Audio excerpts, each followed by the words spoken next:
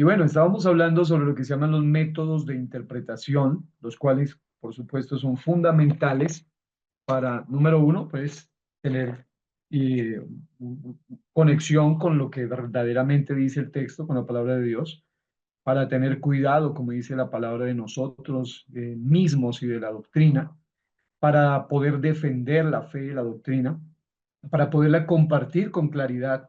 Todo esto son parte de los beneficios de conocer un método bíblico, un método correcto, un método sano de interpretación bíblica. Ahora, hemos hablado ya sobre algunos, voy solamente a hacer un pequeño recorderis para poder conectarnos con el punto que hoy nos compete.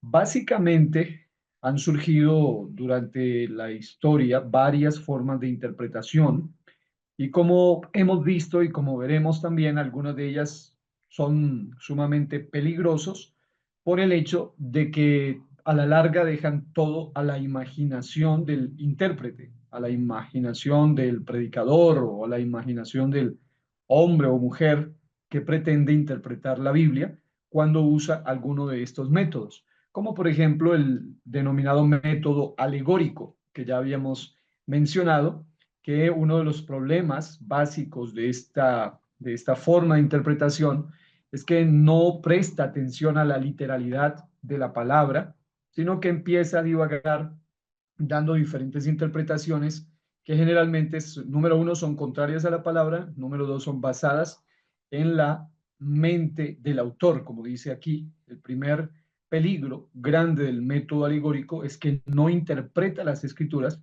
y el segundo peligro de ese método es que la autoridad básica en la interpretación cesa de ser la Biblia, sino más bien la mente del intérprete. Y es muy, lamentablemente, muy habitual encontrar ese método alegórico en muchas personas que pretenden interpretar un texto sin un contexto, sin un conocimiento gramatical, contextual, sin conocer el significado bíblico, histórico, lingüístico, etimológico del texto, sin poder responder las preguntas básicas hermenéuticas de de quién lo escribió, a quién iba dirigido y todo el asunto práctico, ¿no? Muchos de ellos simplemente comienzan a emitir conceptos y normalmente cuando se suelen preguntar cosas como, ¿dónde basa usted eso? ¿De dónde sale esa interpretación? ¿Cómo surge? ¿Dónde hay un ejemplo de ello? ¿Cómo demostrarlo? Siempre van a tener problemas para demostrarlo porque al final es solamente una interpretación personal. Y es un método muy usado, todo esto ya lo habíamos observado. Básicamente es en el punto en el que me voy a centrar ahora. Eh, Uno, dice el autor, no debe confundir la interpretación de tipos, porque la Biblia habla de tipos y vamos a verlo más adelante, con el alegorismo. Más adelante los vamos a ver, básicamente. Mm, el punto aquí, ahora, es que la interpretación de un tipo, finalmente, aún la tipología bíblica, depende de un significado, de su significado literal. La literalidad o la interpretación literal, como vamos a ver, es el mejor método de interpretación, es el correcto, es el bíblico y es el que nos va a llevar a, digamos, a definiciones correctas, a enseñanzas correctas, a aplicaciones correctas y, por supuesto, a la doctrina correcta.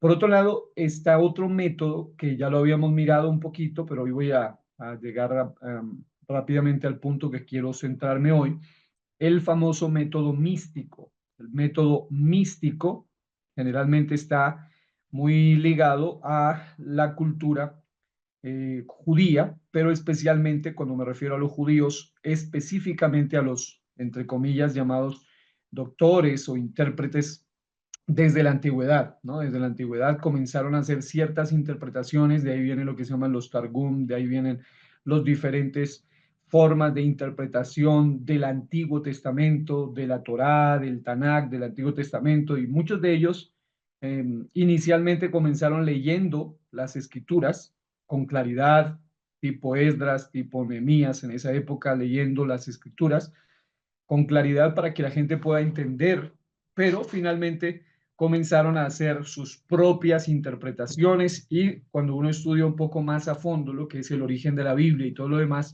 y la parte histórica y todo lo relacionado con el asunto histórico, uno se va a encontrar que en el Antiguo Testamento, en la época antes de Cristo, especialmente en lo que se llama el periodo del silencio. En teología se conoce el periodo del silencio al año 400 antes de Cristo, hasta el momento en que el Señor viene. Y se le llama así básicamente porque el último autor del Antiguo Testamento es Malaquías, y a partir de allí no hay una inspiración divina para las escrituras hasta el momento en que Jesucristo viene, y luego posteriormente sus discípulos y apóstoles comienzan a escribir el resto de la Biblia, que sería el Nuevo Testamento. Pero es muy interesante que en ese periodo, al que también se le llama intertestamentario, en ese periodo surgieron muchas falsas doctrinas, surgieron muchas sectas, aún dentro del judaísmo, y dentro de esas sectas están los fariseos, están los saduceos y otro tipo de grupos de los judíos, los esenios, incluso algunos grupos ya con tendencias ideológicas y políticas como los fariseos, los herodianos y muchos otros más. Pero básicamente todos ellos tenían su propia forma de interpretar la Biblia, y de allá es de donde vienen mucho este asunto del misticismo judío, el método místico, de lo que tiene que ver con la parte mística o espiritualista de la interpretación bíblica, y eso ha llevado lamentablemente a una cantidad de cosas espantosas, porque se han permeado aún dentro de las iglesias cristianas muchas ideas que proceden de allá. Y vamos a ver un poquito de esto. Esto ya lo habíamos mirado un poco. Ahora solo estoy haciendo énfasis en otros puntos claves. Por ejemplo, um, el método místico tiene su origen en el método ajádico de la exégesis desarrollado por los judíos en el periodo intertestamentario. Es básicamente un método que literalmente confunde la aplicación o la interpretación privada por la interpretación correcta. Y ahí es donde viene una cantidad, por ejemplo, los judíos y todos ellos siempre hacían mucho énfasis a los libros que contenían la tradición de los maestros, lo que se conocen como los diferentes libros de interpretación de la ley, y eso les traía una cantidad de discordias, de discusiones, de divisiones, al punto de formar diferentes sectas. Y es tremendo que en la época que Jesús vino, él vino y estuvo en esa época para confrontar esas diferentes bandas o partidos que surgían de esto, de tratar de interpretar la Biblia no de manera literal, como es lo correcto, y contextual, sino dando una cantidad de ideas fuera de la base, y que vamos a ver, por ejemplo, que mientras el método místico tiene algo en común con el método alegórico, ambos rechazan el significado corriente a favor de un significado oculto. El método místico se diferencia del alegórico en que éste ve una multiplicidad de significados debajo de cualquier pasaje de palabras. El alegórico solo ve un significado. Y aquí voy a explicar básicamente esto. El método alegórico lee un texto y trata de darle una interpretación o una aplicación que muchas veces va contraria a lo que el texto originalmente significa. Pero el método místico es todavía peor, en cierto modo, porque dice que no importa tanto lo que la letra dice o lo que allí está, sino, lamentablemente, que ellos tratan de escarbar, supuestamente, y uno diría, bueno, profundizar no está mal, pero el problema es cuando ellos tratan de irse a tratar de encontrar lo que ellos le han llamado significados ocultos, y muchas de esas formas, por supuesto, muy peligrosas, que los cristianos bíblicos no harían, llevan a una cantidad de mezclas entre la interpretación e incluso ya una especie de misticismo y de esoterismo que trata de interpretar la Biblia de una manera muy rara, muy extraña, como lo vamos a ver. Este sistema de hermenéutica examina la escritura no solo alegóricamente y analógicamente, oiga esto, sino que también lo hace a través de la interpretación de palabras y letras de acuerdo a su equivalente numérico, y mediante el intercambio de equivalentes numéricos se crean palabras y letras nuevas, permitiendo así las interpretaciones nuevas. Ahora, yo he tenido la oportunidad de escuchar a muchos de estos, cuando ellos hablan, ellos siempre suelen hablar de los misterios, de los códigos profundos de la Biblia, se usan términos que son pues muy impresionantes para quien es un neófito en el conocimiento de la sana doctrina, y empiezan a decir, nosotros conocimos los misterios profundos, los evangélicos dicen promedio, solo saben lo que está por encimita, pero no conocen los misterios. Yo no le pregunto, ¿y cuáles son los misterios profundos? Básicamente dicen, no, es que cada letra hebrea y cada palabra hebrea tiene un significado, ahí es de donde viene algo que se llama la gematría hebrea, el estudio del análisis del significado numérico de cada letra del idioma hebreo. Y ellos tratan de escarbar, inventar una cantidad de asuntos al punto de dar interpretaciones muy opuestas al resto de las escrituras, en primer lugar, a la doctrina correcta de la palabra de Dios, y es de allí de donde surge una falta de, yo le llamaría así, una falta de reverencia y de respeto a la palabra tal como está. Hay un pensamiento que un proyecto que se llama A través de la Biblia, que es uno de los comentaristas bíblicos llamado J. Vernon McGee, escribió un material muy interesante y tienen un lema que siempre me ha gustado, me llamó la atención ese lema, una frase interesante que dice, la Biblia tal como es para los hombres tal como son. La Biblia tal como es para los hombres tal como son. No hay mejor manera de predicar la palabra de Dios, la Biblia tal como es para los hombres tal como son. La Biblia es pura, es clara, es directa, es perfecta, sin una cantidad de arandelas o enredos raros, como pretenden meterle con el misticismo judío. Y para los hombres tal como son, gente imperfecta, gente pecadora, gente necesitada de sanidad física, emocional, espiritual, en todo el ser, de salvación, de liberación y de un conocimiento pleno para tener el conocimiento de la verdad y ser verdaderamente libres. Ahora, el punto aquí con el asunto del misticismo a la hora de interpretar las escrituras es que comúnmente algunos le han llamado el método de la espiritualización. Y yo les ponía aquí un ejemplo, y aquí entonces ya vamos a conectarnos con lo que nos compete hoy. Un ejemplo de esto puede verse en la interpretación que los místicos, los de la Cábala, los de la gematría judía, los de las interpretaciones místicas comienzan a dar, que por supuesto, ellos ni siquiera tienen una revelación clara de quién es Jesús, no tienen una revelación clara de las doctrinas fundamentales, pues no tienen mucho menos una dirección del Espíritu Santo. Aparte de ello, ellos buscan una cantidad de misterios, a los que ellos le llaman ocultos, no en el texto ahí o en la Biblia como tal, sino por allá atrás. Ellos comienzan a hacer conteos de letras y algunos, por ejemplo, que estudian el tema de la escatología, han caído lastimosamente en esas ideas raras y se dedican a investigar libros proféticos contando letras, cada 7 letras, cada 12 letras, hacen números ahí al azar y empiezan a tratar de encontrar mensajes escondidos en el Génesis, mensajes escondidos en los libros proféticos, en cualquier libro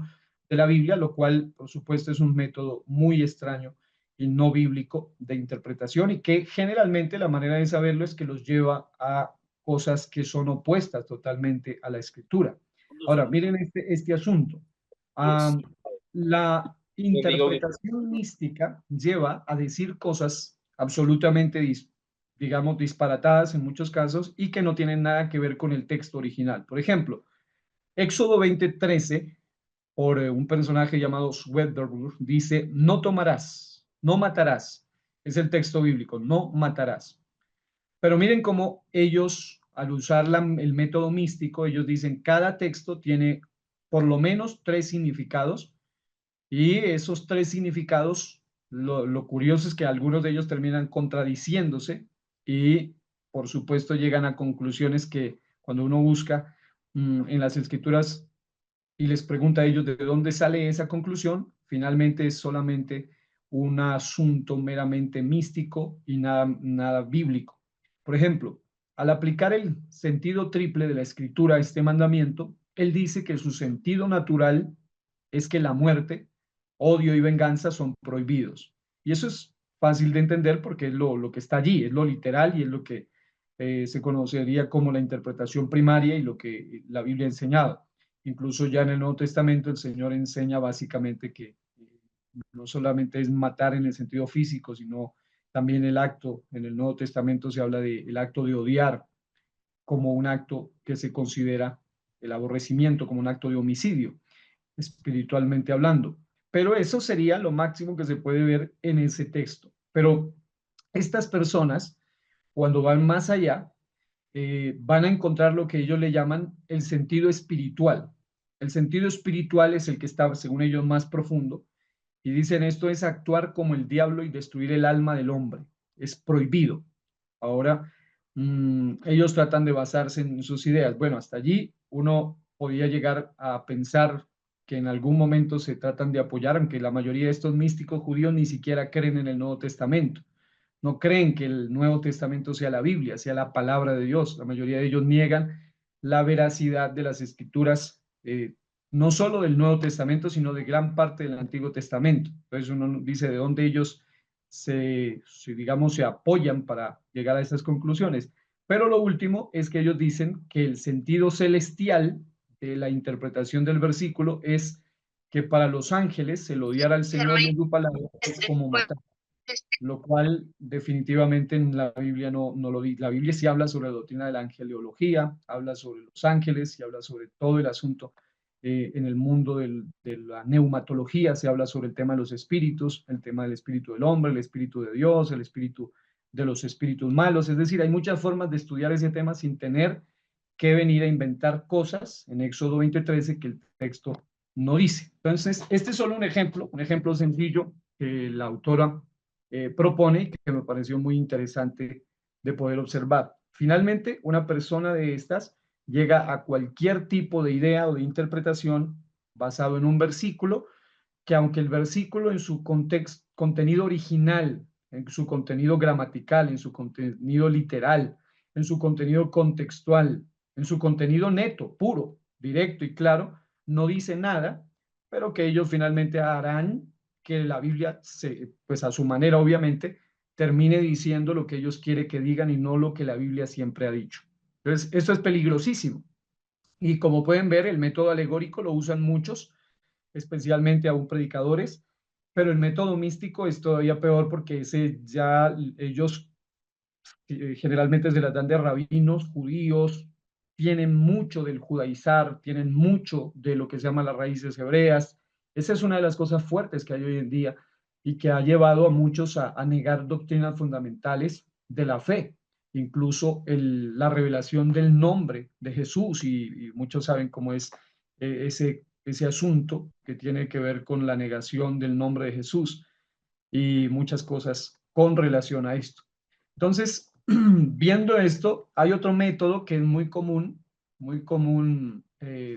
precisamente por lo práctico, por lo sencillo, pero que hay que tener mucho cuidado, y es el método devocional, que es generalmente un método que también se suele usar, ¿no? Este método es definido por un erudito llamado Rand, y aquí la autora cita a un teólogo que no es unicitario, llamado Rand, que dice que el método devocional es el método de interpretar la escritura, el cual pone énfasis en los aspectos edificantes de la escritura e interpreta con la intención de desarrollar vida espiritual. Dicho de otra manera, el método devocional es muy usado por múltiples predicadores y realmente es un método también muy apetecido porque solamente se centra en tratar de buscar cualquier pasaje bíblico, especialmente pasajes sencillos, pasajes prácticos, pasajes no difíciles de interpretar y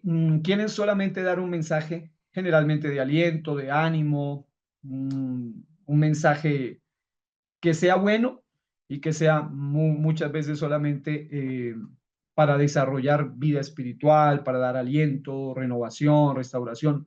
Pero hay unos aspectos que aquí los autores nos van a decir y que vamos a tener muy en cuenta. Obviamente toda la Biblia es de provecho, según la palabra del Señor nos dice, ¿no? Que es útil para enseñar, corregir, instruir, en fin.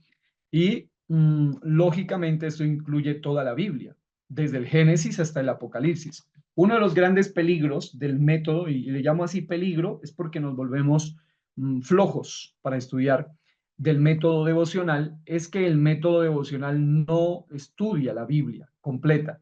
El método devocional solamente se dedica repito, a los salmos escasamente, y eso que hay algunos salmos imprecatorios, otros tipos de salmos que son como más complejos de interpretación, hay salmos con contenido profético, en fin, hay otros pasajes incluso en otros libros de la Biblia que son más amplios, más difíciles de interpretar, y el método devocional empuja mucho al predicador a estudiar únicamente los pasajes sencillos de entender. Incluso si ustedes estudian las parábolas, ustedes se darán cuenta que hay parábolas que son más prácticas, como las de Lucas 15, fáciles de entender, pero habrán otras parábolas que no son tan fáciles de comprender y que tienen frases, pensamientos, ideas que requieren un estudio más profundo para explicarse, aún las parábolas. Ahora, ni qué decir ya de pasajes como Ezequiel, como Zacarías, como Apocalipsis, o algunos de esos pasajes que tienen un contenido profético. Entonces, el punto es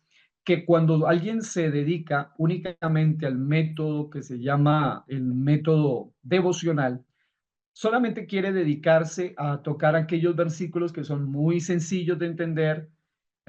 Salmos, generalmente muchos de ellos se vuelven no solo flojos, sino que se vuelven únicamente exclusivistas en la escritura.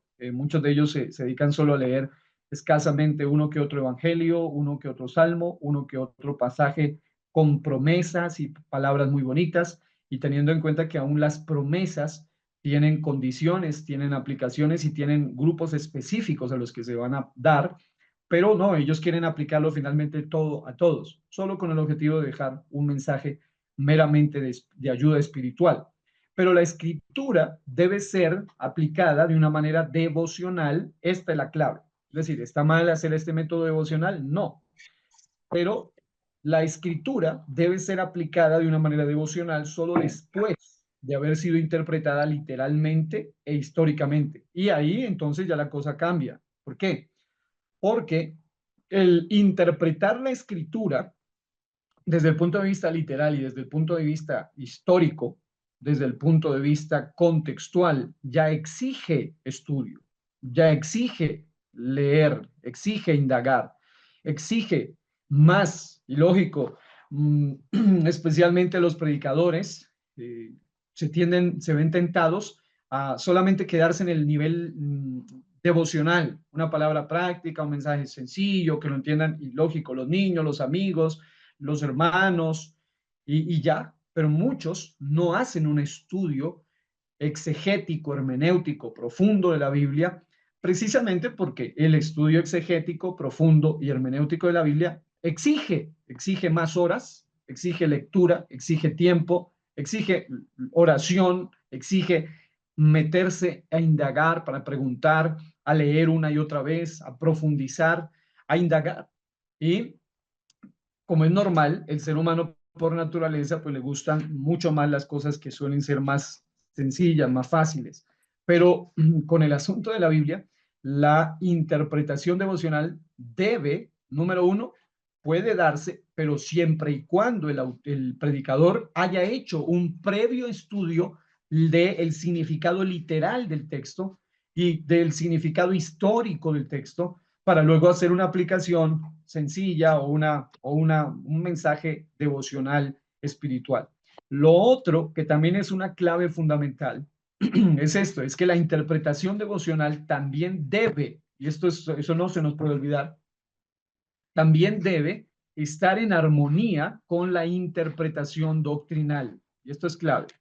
Por favor, regálame 3 segundos. Muy bien. Entonces, la interpretación devocional debe estar en armonía con la interpretación doctrinal, porque entonces no podemos caer ni en el alegorismo, ni solamente en escudarnos en que este es un mensaje devocional, este es un mensaje de ánimo, para decir solamente palabras que en algún momento, al analizarse, puedan contradecir las escrituras y sobre todo contradecir la doctrina, lo cual es muy delicado y muy importante que se tenga en cuenta.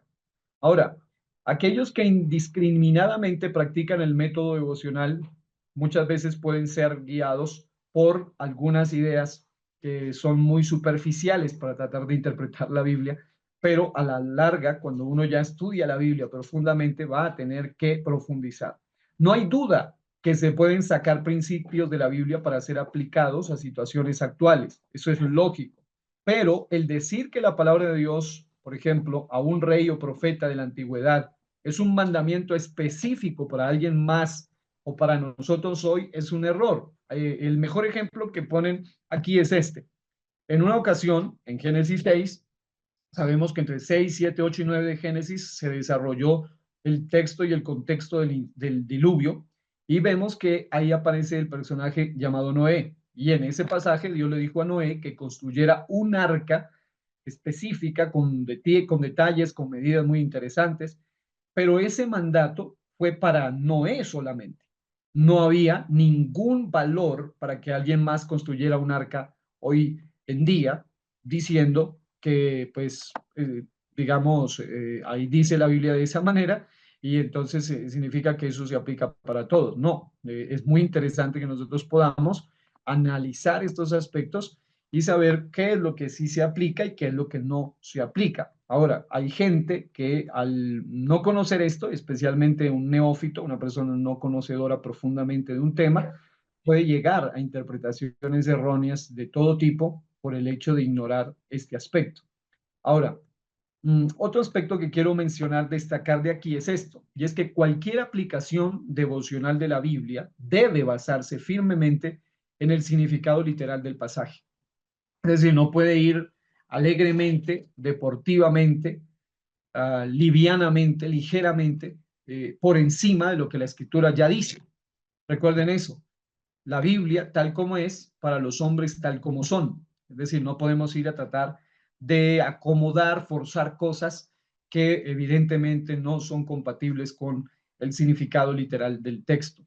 Ahora, no es raro, y aquí voy a ponerles un ejemplo que me parece interesante y que es bueno que ustedes lo conozcan también, cómo aplicar el método devocional al extremo puede llevar a las falsas doctrinas, a las sectas principalmente, a cosas tan aberrantes como estas. Por ejemplo, no es raro que cultos se equivoquen en ese sentido. Los mormones han enseñado, por ejemplo, que José en Ezequiel 37:16 es supuestamente José Smith.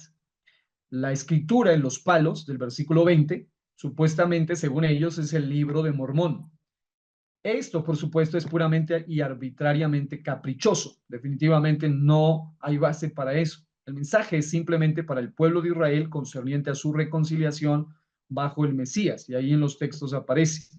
Ahora, otra cosa, si el José aquí no es el José de la escritura, de quienes sus hijos Efraín y Manasés fueron los fundadores de las dos tribus más grandes en el reino del norte, el cual en ese tiempo estuvo dividido del reino del sur, entonces tal vez sea Joseph Smith o José Kennedy o José Stalin o cualquiera en el mundo. Es decir, si alguien solo porque ahí dice José quiere decir que ese se refiere místicamente o devocionalmente o alegóricamente a un tal José, entonces los comunistas dirían que Joseph Stalin o cualquiera viene a decir que cualquier José. Lógicamente eso no tendría sentido. Ahora, eso parece descabellado, pero este servidor, y creo que a ustedes también les ha pasado, se ha encontrado constantemente con personajes que pertenecen a cultos, a sectas diferentes, y ellos salen con interpretaciones tan extrañas, tan raras, tan contrarias a la palabra del Señor, que definitivamente no tienen una base realmente, no tienen una base, muchas veces solo tienen un nombre porque coincide el nombre y ya con eso quieren decir una cantidad de cosas que no son reales ni son compatibles con la doctrina.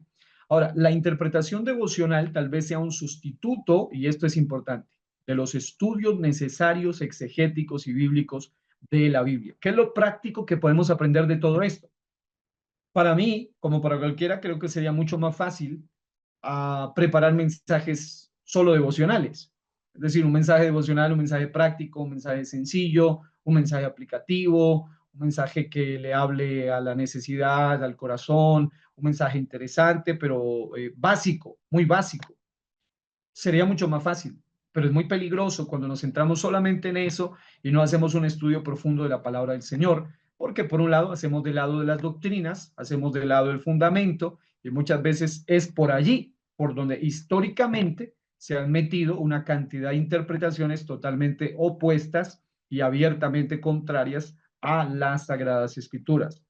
Ahora, muy bien, teniendo en cuenta todo esto, debemos centrarnos en unos aspectos que son fundamentales con referencia a lo que estamos hablando acá.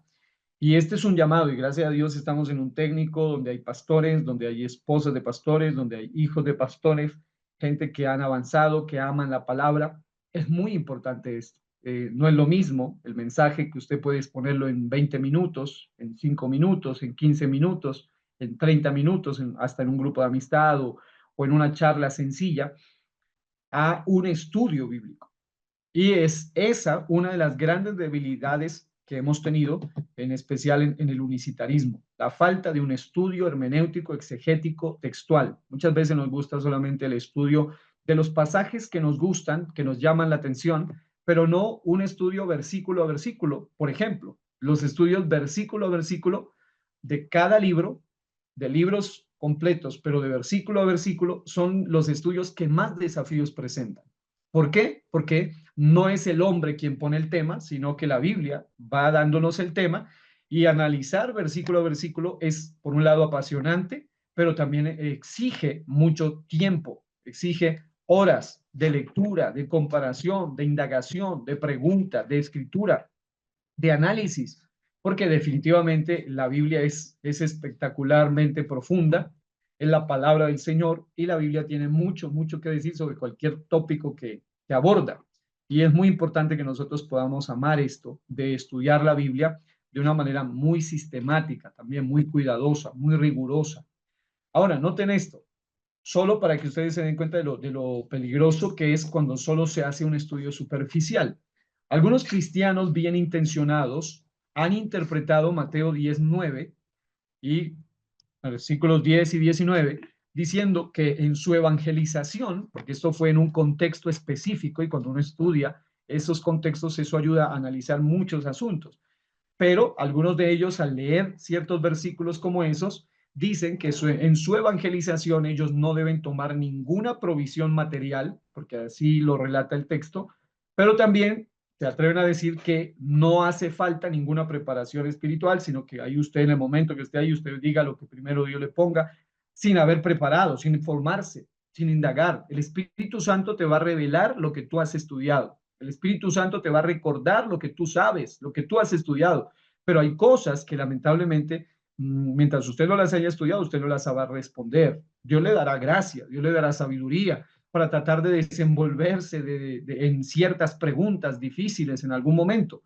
Pero si tú no conoces a fondo un tema, tú no vas a poder responder y muchas veces se peligra a decir cosas que no son. Lo mejor es simplemente decir, no conozco el tema, voy a estudiarlo, pero a veces algunos, especialmente en charlas personalizadas, evangelísticas o en conversatorios, pueden cometer ese error por falta de una preparación también. Ahora, el peligro principal de este método es que el intérprete, al buscar una aplicación personal de la escritura, tal vez ignore el sentido literal simple de lo que Dios estaba diciendo a aquellos en ese contexto histórico particular y por lo tanto aplica la escritura de una forma autocentrada. Es decir, siempre en dejarle un mensaje a él, a ella, a las personas, al grupito, lo cual, si se ha hecho un estudio profundo, si después de hacer una hermenéutica, una exégesis, una interpretación correcta, se puede dar una aplicación medida, una aplicación que no se salga de la doctrina, que no se salga de las bases, siempre va a ser sano, siempre va a ser bueno, siempre va a ser liberador. Y es el mejor o la mejor manera de enseñar. Realmente cualquier predicador que comienza explicando un versículo, por lo menos dando una noción del significado literal, de a quién fue, en qué contexto se dijo, qué era lo que esto quería decir, y luego deja un mensaje que sea alineado, siempre va a ser de mucha y mayor bendición. Ahora, hasta aquí entonces, tanto el alegórico como el místico, como el famoso método devocional, tienen sus asuntos. Podrán tener sus pro también, pero aquí estamos haciendo énfasis en las contra de cada uno de ellos y básicamente todos aterrizan en lo mismo. Si se niega, como lastimosamente hacen en la mayoría de casos, porque no todos, yo he escuchado algunos que hacen uso alegórico, uso devocional, y no necesariamente niegan la literalidad del texto, pero hay algunos, y en su base, la mayoría terminan haciendo algo tan horrendo como negar la literalidad del texto. Hay otro método que es muy común para los estudiantes en teología, que se llama el método racionalista. Pero cuando digo teología me refiero al sentido amplio de la teología, que tiene que abordar todos los ramajes, todas las ramas de la teología, de la ciencia del saber llamada teología. Y es interesante que cuando uno estudia el tema del método racionalista, este es tristemente uno de los que más predomina en muchos escenarios, en muchos seminarios y en muchos lugares como tal. Nuestro hermano Jairo Moreno dice, ¿es correcto decir que la Biblia se interpreta ella misma y se complementa? Sí, esa es básicamente es una idea muy concreta de la hermenéutica, ¿no? Y de la exégesis, que la Biblia se puede interpretar a sí misma y no se contradice. Incluso existen unas ciencias muy interesantes, como por ejemplo la inerrancia o la infalibilidad de las escrituras, que es muy apasionante porque se dedica exclusivamente a estudiar todos los pasajes bíblicos difíciles de interpretar y también especialmente todos los pasajes donde hay supuestas contradicciones. Oiga eso, supuestas contradicciones, porque hay muchísimos versículos o muchos pasajes en la Biblia, especialmente estos que le voy a mencionar acá, los que usan el método racionalista, usan ese método para contradecir la Biblia. ¿Y cómo lo hacen? Bueno, Alemania fue una cuna de esto, fue la fuente de una gran parte de la teoría racionalista durante el siglo XIX y principios del siglo XX. Para los que conocen un poco de la historia, saben bien que en esa temporada del siglo XIX, del siglo XX, surgieron muchas de las doctrinas más diabólicas que hasta el día de hoy han hecho tanto daño a la humanidad después del siglo XIX hacia acá, el XVIII y el XIX. Llámese usted el auge o el surgimiento del evolucionismo, el auge o el surgimiento del marxismo, socialismo y comunismo, el auge o el surgimiento del darwinismo, que comúnmente se conoce como el evolucionismo, pero también existe algo que se llama el racionalismo, y ahí es donde surge una doctrina, aparte de otras que no quiero mencionar ahora, pero surge una muy terrible, que se llama la teología liberal. La teología liberal. Los famosos teólogos liberales básicamente interpretan la Biblia, también ellos tienen su forma de interpretación de la Biblia, pero todo parte de la cosmovisión que ellos tienen o de la forma como ellos ven la Biblia. En términos sencillos, los teólogos liberales son personas que no creen en la interpretación plenaria de la Biblia, es decir, no creen que la Biblia toda sea inspirada por Dios. Entonces, lógicamente, son teólogos, entre comillas, pero muchos de ellos son una mezcla de personas que critican o digamos que atacan la veracidad de la Biblia, atacan, no creen en lo sobrenatural en la Biblia, no creen en los milagros narrados en la Biblia. Algunos de ellos ni siquiera creen en la resurrección corpórea del Señor Jesucristo. Niegan la resurrección física del Señor y obviamente niegan una cantidad de doctrinas bajo ese método de interpretación. Y algunos de ellos, probablemente el más famoso, fue uno llamado Julius Wellhausen, o Bellhausen, le dicen algunos, un personaje muy letrado, muy estudioso, pero lamentablemente una persona que ha sido probablemente uno de los padres de una de las ideologías más pervertidas que ha infestado y que ha penetrado y que ha hecho mucho daño en el mundo teológico y que muchos hoy en día estudian sin conocer esto, pueden ser fácilmente arrastrados por esas ideas que los llevan a dudar de los pasajes bíblicos, algunos, por ejemplo, cosas tan tremendas como estas. Ellos, para cualquier estudioso normal, ni siquiera un estudioso profundo, un estudioso normal de la Biblia, que haya hecho un curso, por básico que sea, de introducción a la Biblia, de panorama bíblico, pues sabe que el autor de el Pentateuco es Moisés, o el autor del libro de Daniel es Daniel, y el autor del libro de Mateo o Evangelio de Mateo es Mateo. Pero estas personas empezaron bajo el método racionalista a negar, número uno, la inspiración bíblica, es decir, a decir estas partes sí, estas partes no, poniendo sombra de dudas sobre la Biblia. Número dos, empezaron a negar incluso la autoría y por ejemplo, para ellos, aunque el texto mismo puede servir como una base para testificar quién es el autor de cada uno de ciertos libros, especialmente los más atacados son el Pentateuco, el libro de Daniel, Mateo, el libro de Isaías. Y es muy interesante cómo ellos, aunque el texto y aunque los eruditos también y creyentes expertos en papirología, expertos en lenguas muertas, hebreo, arameo, griego, expertos en todo lo que tiene que ver con esa área, han podido demostrar desde el punto de vista también científico, desde el punto de vista lógico, que los autores de estos libros son los que son Moisés, Daniel, escribe Daniel, Isaías, Isaías, Mateo, Mateo. No obstante, estas personas niegan la profecía, niegan lo sobrenatural, niegan los milagros y todo lo tienden a ver desde ese punto de vista como un asunto únicamente simbólico. Algunos de ellos, por ejemplo, llegan a decir cosas como que, por ejemplo, que supuestamente en la tentación de Jesús no fue realmente una aparición real, simplemente fue algo simbólico, que fue como una especie de cuento judío, y yo los he escuchado, muchos de ellos, en seminarios de renombre, por ahí en algunos lugares, pero eso es lo que ellos enseñan porque han sido altamente influenciados por el método racionalista de interpretación bíblico. Por eso, dependiendo del método que tengamos, también las conclusiones a las que llegaremos serán totalmente diferentes y, por supuesto, contrarias.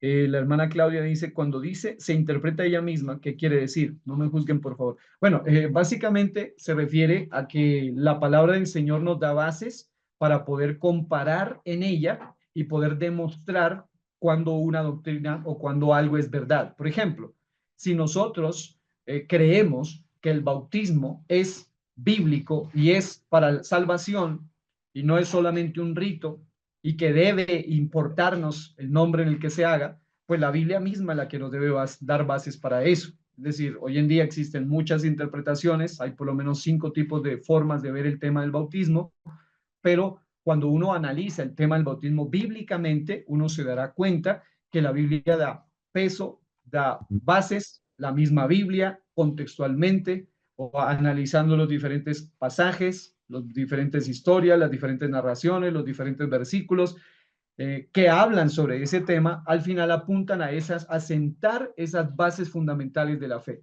de que el bautismo es para salvación, de que es para perdón de los pecados, de cómo debe hacerse, de en qué nombre debe hacerse. En fin, la Biblia es muy clara. Entonces, en ese sentido es que se dice que la Biblia se interpreta así a ella misma, en el sentido de que toda doctrina debe ser hallada en la misma escritura y la misma palabra puede llevar a las personas al conocimiento pleno de la verdad cuando, lógicamente, hay un estudio, un conocimiento amplio de un texto, de un pasaje y especialmente de un tema. Entonces, en ese sentido es que la Biblia se interpreta a sí misma. Estimada hermana Claudia, que pregunta allí, en el sentido de que la Biblia misma nos da pautas o nos da bases para poder conocer la palabra. Ahora, es importante también que podamos tener en cuenta este asunto, dependiendo, como lo decía, del método que se use para interpretar la Biblia, se va a llegar a conclusiones totalmente diferentes o conclusiones totalmente distantes de la palabra del Señor. Estoy tratando de buscar algo acá, pero creo que no lo tengo en este computador, sino en el otro, pero quería ponerles básicamente un ejemplo para que ustedes se den cuenta de hacia dónde apunta este método, aunque aquí aparece como D y está entre los más cortitos, pero creo que ese es el que más debería profundizarse porque es el método que más daño ha hecho hoy en día en la iglesia, en los, digamos, escenarios teológicos que desconocen esta parte, y ha hecho muchísimo daño la idea de que la Biblia no es supuestamente inspirada totalmente por Dios, y que supuestamente hay sombras de duda por todos lados. Por ejemplo, si a mí me dicen que Moisés no se sabe si es que él escribió el Génesis, el Éxodo, el Levítico, Número, Deuteronomio, si tampoco se sabe si, por ejemplo, en la historia, el cuento grande que ellos sacan es que Daniel no escribe Daniel, sino que unos hombres en honor a Daniel por allá en el siglo II vinieron y recompilaron una cantidad de cosas y armaron ahí como si fuera un rompecabezas el famoso libro de Daniel, y contaron historias, hicieron creer que era Daniel, y luego que en la época de Mateo no fue Mateo, sino que fueron un grupo de una escuela, la escuela matiana, le llaman ellos, los que escribieron, y luego viene otra escuela que es la escuela de Juan, los juaninos, y ellos también escribieron, y en fin, finalmente la Biblia sería solamente según esa visión, un retazo de un montón de ideas, de un montón de personas que al final no se sabe ni quiénes son, y por supuesto la Biblia no sería para nada, según esa perspectiva, un libro confiable, y por ende no sería en la palabra de Dios, y da igual lo que tú leas o creas de cualquier versículo de la Biblia, porque al fin y al cabo el método racionalista es un método que tiene una influencia netamente atea, y noten esto, la base de este punto de vista fue negar lo sobrenatural. Todos los milagros que aparecen allí son negados, y en las escuelas teológicas que tienen alta incidencia racionalista se hace más énfasis que en demostrar la infalibilidad de la Biblia, la inerrancia bíblica, la confiabilidad de las escrituras, el panorama bíblico, mucho más que en eso, que es lo que sí hacemos en cualquier seminario, en cualquier instituto, en cualquier proyecto teológico donde se ama y se cree en la verdad y la veracidad de la palabra. Ellos se enfatizan más es en tratar de demostrar todo lo contrario, en analizar historia por historia, decir que no fue un milagro, negar todos los milagros habidos y por haber en las escrituras, negar lo sobrenatural. Incluso cuando dice negar lo sobrenatural, también niegan la interpretación de la Biblia. Y finalmente dicen que la Biblia no es un libro confiable, que la Biblia contiene la palabra de Dios, pero que no es la palabra de Dios. Contener la palabra es muy diferente, y ellos dicen que simplemente algunos que otros versículos que tampoco se sabe bien cuáles son, pudieron haber sido inspirados por Dios, y al fin y al cabo sería un libro más, o un libro, ni siquiera un libro más, sino un libro ni tan relevante realmente. El racionalismo niega que la Biblia es en realidad la palabra de Dios inspirada. Los milagros son ignorados.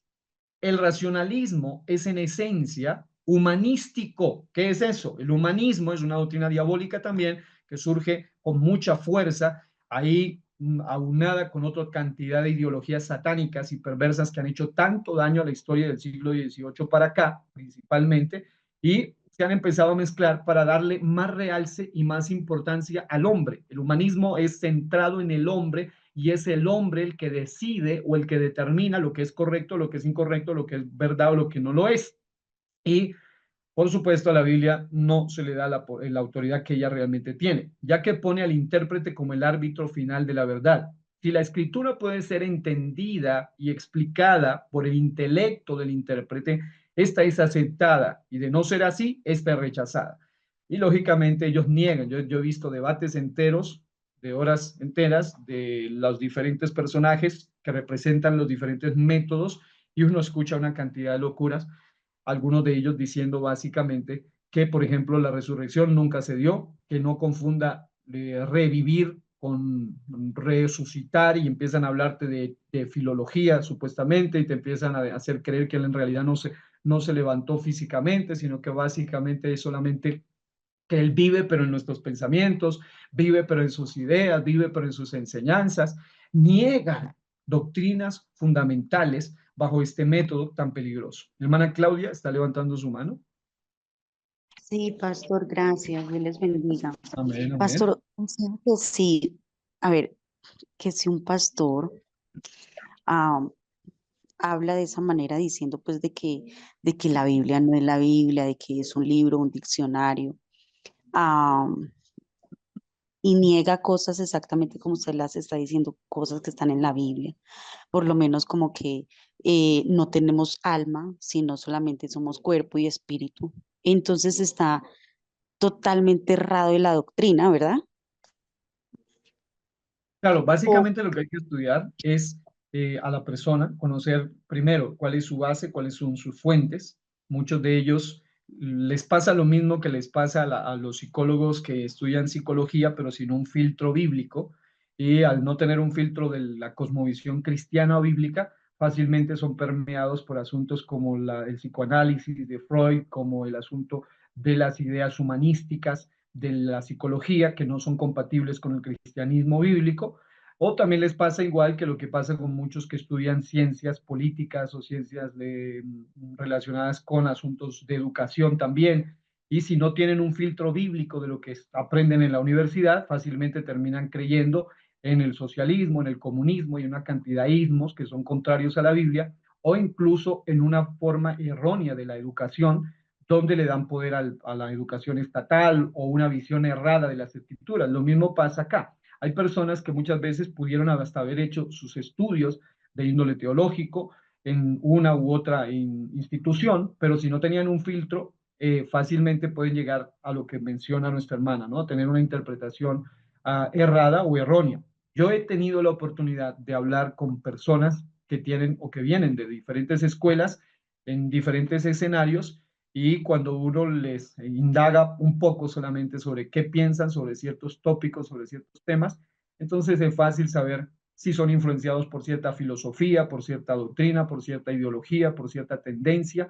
Y aunque ellos no necesariamente sean, porque lógicamente ese es el primer punto que hay que cuidar, no es lo mismo un apóstata que una persona que básicamente no tiene claro algo. Es muy diferente una persona que no está clara en algo, una persona que está equivocada en algo y que necesita y que está dispuesto a aprender y que tiene el espíritu humilde para ser corregido, a un apóstata. El apóstata es una persona que básicamente cree que tiene la verdad y niega todo o cierra toda posibilidad para ser corregido. Entonces, sí sería importante en esos casos cualquier persona, y la hermana mencionaba incluso de gente que puede llegar a decir que la Biblia no es tan la Biblia ni tan la palabra de Dios, eso es, a ver, es peligrosísimo, porque uno tendría que preguntar, bueno, ¿lo hace o lo dice? Porque es una persona tal vez neófito, una persona no muy entendida, o es alguien que ya lo está haciendo intencionalmente y a propósito, y de dónde aprendió eso, quién es. Es importante tener en cuenta eso. Una de las doctrinas fundamentales en las cuales, gracias a Dios, sí hay unidad a nivel internacional en nuestra iglesia, es precisamente eso, es el hecho de que creemos que la Biblia es lo que es, la palabra de Dios, y es absolutamente potestativa, ella tiene la autoridad absoluta, es la autoridad soberana, sublime en cuanto a la enseñanza y la doctrina. Entonces sí es importante muchas veces estudiar dónde están tus fuentes, porque como diría alguien, dependiendo de cuáles son tus formas, tu forma o tu manera en que te formaron, así vas tú a pensar y así tú vas a enseñar. Entonces sí es importante saber dónde le enseñaron sobre lo que sabe. Yo he tenido la oportunidad de hablar con muchos jóvenes o personas que dicen que saben mucho sobre asuntos de gobierno, de educación, de economía, de asuntos relacionados con algunas áreas de las profesiones o de la ciencia, y cuando uno le hace un par de preguntas, se da cuenta que su visión es pagana totalmente, es atea totalmente, aunque son cristianos de nombre, pero su mentalidad, su filosofía, la forma que les enseñaron no es bíblica.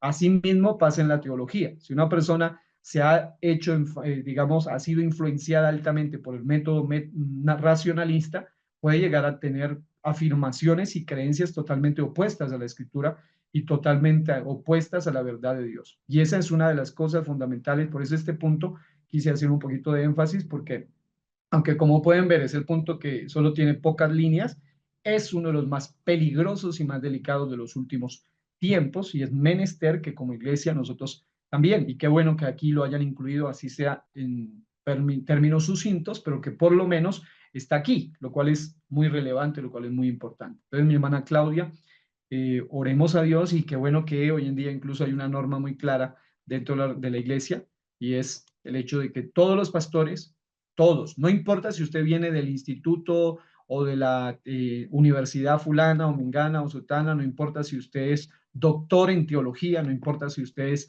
máster, si usted es licenciado, si usted es lo que sea. Usted debe empezar de cero y empezar por todos los procesos y todos los pasos del Instituto Bíblico aquí en Colombia. Y eso es algo muy bueno, muy bueno. Es más, yo he escuchado que ese método lo manejan en muchas organizaciones, aún de falsas doctrinas. ¿Por qué? Porque ellos saben que la mejor manera de depurar y de cuidar las personas de su grupo es enseñándoles desde cero las bases doctrinales. Eso es lo más importante. Por eso incluso la estrategia es tan sanadora, ¿no? Nacer, crecer, madurar, multiplicar, las diferentes escuelas, el Instituto Bíblico en sus diferentes niveles, certificado, diplomado, técnico, licenciatura y lo que venga. Todo eso es importante porque al final todo esto nos está llevando a tener nosotros un conocimiento y a la vez alinearnos a la doctrina bíblica, a la doctrina pentecostal apostólica del nombre de Jesús, pero a una doctrina centrada, porque si nosotros no conocemos estos asuntos, fácilmente podemos ser envueltos. Lo digo por testimonio de que lamentablemente uno ve muchísima gente, aún en nuestras iglesias, que en algunas áreas tienen doctrina sana, pero tienen una cosmovisión enferma en muchas áreas, en muchas otras. Es decir, creen lo que les enseñaron en la escuela, en la universidad, pero cuando lo comparan con la Biblia no es compatible, es absolutamente opuesto a la Biblia. Y el pastor John Freddy y pastor William Naranjo. Bendiciones, mi pastor. Amén, Tengo amén. una pregunta. Lo que Sí, pasa es señor. que hay varios puntos de vista y yo quisiera que usted me aclarara algo, pastor. Es lo Amén. siguiente. Por ejemplo, cuando usted me habla de que todos debemos de pasar por el instituto y que es una tremenda bendición, sí. Pero, por ejemplo, una muy sencilla, el tema de la gente, hay pastores que dicen y afirman que la iglesia va a pasar por la gran tribulación y digamos, y se dice que no. Entonces, ¿cómo hacer para hablar un mismo lenguaje? Porque usted sabe que eso sucede mucho, ese es un caso que sucede mucho, ¿no? Como tal. Ujú. Sí, Bendiciones, mi pastor Jaime. bien, mi pastor John Freddy, gracias por la pregunta. Creo que una de las cosas que ayuda a que todos hablemos un mismo lenguaje es cuando todos tenemos una misma base, un mismo material guía, una misma base, una misma escuela, una supervisión, que es lo que ahorita se está haciendo a través de digamos, del instituto a nivel general. Segundo, que una de las grandes razones por las cuales hay gente que, como lo mencionaba nuestro pastor, llegan a afirmar pues aberraciones como esa, de que supuestamente la iglesia va a pasar por la gran tribulación. Algunos creen que va a pasar por la mitad de la gran tribulación, otros que por toda la gran tribulación. En fin, es básicamente, número uno, o por ignorancia o porque fueron formados mal. La ignorancia se cura estudiando, aprendiendo. Fueron formados mal, también se cura cuando alguien tiene humildad para poder confrontar su tesis a las otras, porque en teología se maneja algo que es muy clave y que es importante y que hace parte de lo que es la interpretación. Y aquí es donde vendrá lo que a tener mucha base, mucho, nos va a ayudar mucho lo que es el método literal, lo que vamos a estudiar ahorita. Y es el hecho de que en cualquier tema que hay temas en la Biblia que suelen ser prácticos y fáciles de dilucidar, fáciles de desarrollar, fáciles de entender, fáciles de enseñar de practicar en el sentido de predicarlos y compartirlos y hasta de vivirlos. Hay otros que son más amplios, más profundos, más complejos, más difíciles. Y sobre todo, esos son los que generan debates como estos o confusiones. Y es importante, cuando alguien va, por ejemplo, la hermana mencionaba algo hace un momento que me llamó mucho la atención, usted también menciona algo que también me queda sonando, y es que hay gente que afirma, no sé si, bueno, es probablemente no es la iglesia, lamentablemente, tal vez por la falta de unidad en ese sentido, que supuestamente no tenemos alma y que solo tenemos espíritu y cuerpo, o una dicotomía, muchos hablan de la dicotomía, o algunos otros también afirman cosas sobre escatología sin haber estudiado profundamente escatología. Por ejemplo, afirmar una cosa de esas, literalmente, como le dice mi hermano, más terco que, sí, es verdad. Hay gente que no tiene la humildad, lamentablemente, para ser educado, no tiene la humildad para recibir, para ser corregido. Pero cuando alguien va a estudiar o va a afirmar algo, tiene que estar seguro de que ha estudiado a profundidad, guiado por la palabra, guiado por los principios y por la literalidad, que es la base fundamental de la interpretación bíblica. Voy a hacerles un pequeño ejemplo. Alguna vez alguien vino a casa, según él venía con buenas intenciones, lógicamente, muy buenas intenciones y le agradezco las intenciones, pero él tenía la intención de corregir, según él, alguna cuestión que había oído decir de mí, en el área escatológica, que ni siquiera la había escuchado directamente de mí mismo, sino que alguien le dijo, así como suelen ser los chismes, no, es que él dijo, es que así dijeron, que allá dijeron. Cuando él vino y se sentó, y me dijo, es que mire, yo vengo a corregir eso. Yo le digo, hermano, primeramente, ¿usted me ha escuchado a mí o tiene una grabación o algo literal? No, no lo tenía, solamente le habían dicho. Entonces, ¿me permite explicarlo? Y luego usted me dice si es correcto o es incorrecto. Lo segundo es, le pregunté, yo ni siquiera, la verdad lo digo de corazón, no pensé que él iba a responder lo que me respondió. Por eso me quedé aterrado, porque él me iba a hablar sobre cierto asunto muy profundo en teología y especialmente de la rama escatológica. Entonces yo le dije a él, ¿usted conoce o ha estudiado o sabe qué significa la palabra escatología? Y él me dijo, no, no, ni siquiera la había escuchado, no sé qué significa eso.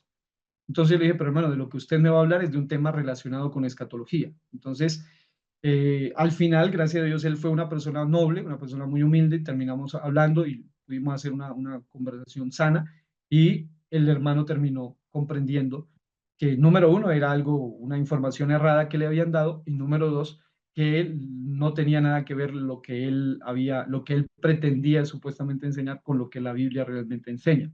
Entonces, a veces hay gente que afirma cosas como las que mencionaba el pastor o la hermana por el hecho de que hace falta conocimiento o simplemente por ignorancia.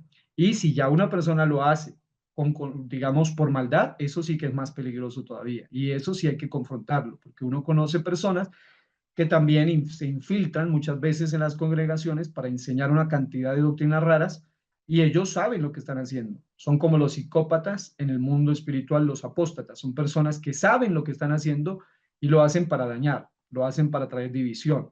Entonces sí es importante saber si es una persona que porque le enseñaron así o porque no sabía mucho, porque se equivocó, dijo algo de raro, pues es normal, es de humanos equivocarse, pero es de hijos de Dios corregir eso. Pero también es importante que si una persona ya lo está enseñando digamos, en un sentido negativo, sí es importante que se analice el caso, ¿no? Avanzando aquí con el asunto del método que nos compete ahora.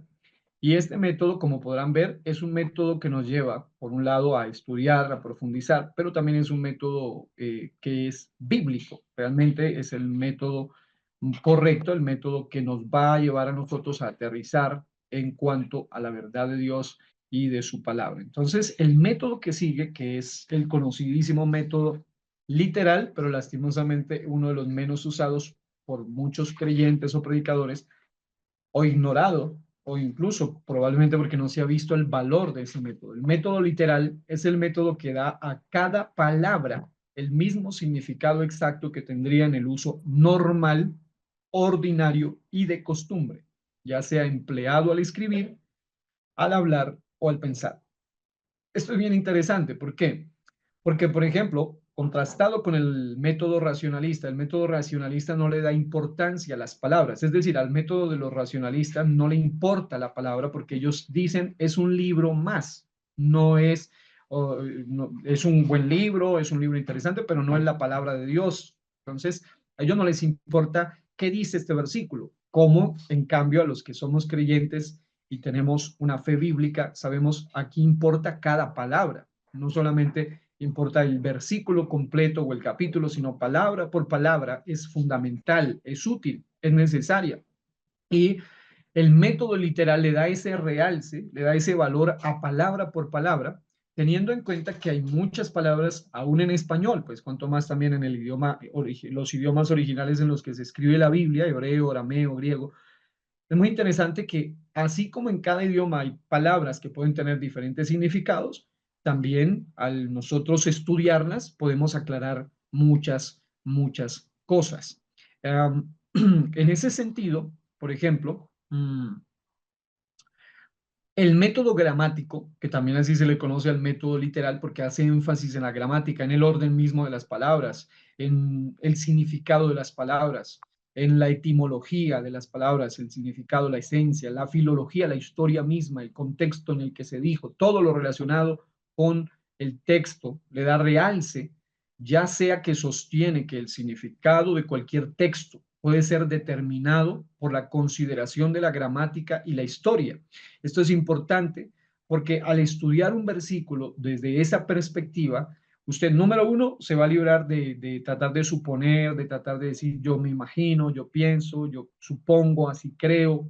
No, cuando uno va al analizar el texto desde el punto de vista gramático histórico, que también se le llama, ese método es fundamental, el método literal, porque lo lleva a analizar el significado número uno, la definición exacta, y también usted se va a encontrar que en la Biblia hay palabras polisémicas. Palabras polisémicas son palabras que tienen varios significados. Y es interesante también que cuando uno estudia las palabras polisémicas o que tienen varios significados, el mismo texto y los versículos alrededor, que son el contexto o el contexto histórico mismo, pueden ayudarnos también para saber cuál es el significado aplicado a ese versículo en particular. Ahora, el método literal es el método específicamente, y esto me gustó y me llamó la atención cómo lo pusieron los autores, por el Espíritu Santo dado al hecho que los escritores inspirados del Nuevo Testamento, al citar cientos de versículos del Antiguo Testamento, siempre lo interpretaron literalmente, es decir, le daban el valor y el realce literal. Ahora, una de las ventajas que tiene el método literal bien aplicado es que lógicamente el método literal no excluye todo lo que tiene que ver con lo que ya habíamos mirado en una de las clases pasadas, y es que definitivamente la Biblia es un libro rico en todos los sentidos. Yo escuchaba alguna vez a Juan Gosaín, que es un experto literato, un experto en lengua española y un experto en lingüística, y cuando le preguntan sobre la Biblia, él da una definición interesante y básicamente dice que la Biblia sería el libro indispensable, el libro necesario. Entonces, en ese sentido, cuando uno observa la escritura, la Biblia es un libro extraordinario en el sentido de que es un libro rico en todos los aspectos literarios, en figuras, en lenguas, en géneros, en estilos literarios, figuras literarias, todo lo relacionado con ello. El método literal no niega eso, no lo niega, al contrario, es de allí de donde tiene que ver mucho también la parte literal, pero también hace énfasis en la literalidad, en el hecho de lo que es neto, lo que es claro, lo que es directo en el texto. Ahora, por ejemplo, el apóstol Pablo es uno que se considera a la luz de la historia, a la luz de la Biblia y a la luz del conocimiento general, pues que fue uno de los hombres más versados del Nuevo Testamento. Se dice que en el Antiguo Testamento fue Moisés, uno de los hombres de mayor nivel de conocimiento y probablemente también, lógicamente, en sabiduría, Salomón y así algunos destacados por el conocimiento. Pero en el Nuevo Testamento se habla de Pablo. Algunos expertos dicen que el conocimiento de él equivalía a 5 doctorados, lo cual es una cosa tremenda.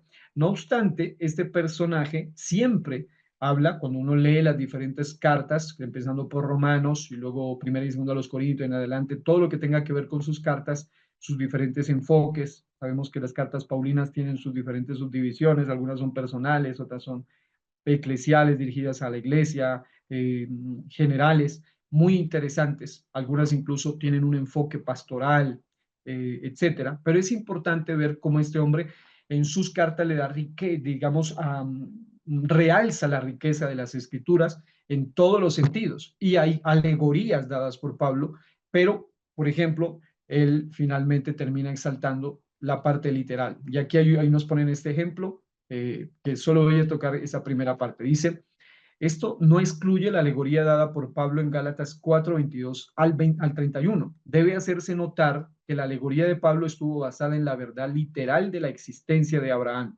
Lógico. De sus 2 hijos, de la esclava Agar, de su esposa Sara, del monte Sinaí, de Jerusalén y sucesivamente. Es decir, no era una mera invención, sino que él saca una enseñanza, guiado por el Espíritu de Dios, por supuesto, pero basado en un hecho real, en personas reales, en lugares reales, y deja una impresionante enseñanza. Y este sería también una buena forma para nosotros tener en cuenta cómo un estudioso de la palabra debería tener en cuenta, cómo dar una enseñanza dado que la Biblia da pie para aplicarlo, pero siempre y cuando se conozca y se valore la parte literal. Ahora, el método literal no niega que la escritura incluye un lenguaje figurado. Este simplemente declara que las figuras del lenguaje son usadas como un medio para revelar verdades literales. Y esto es importante.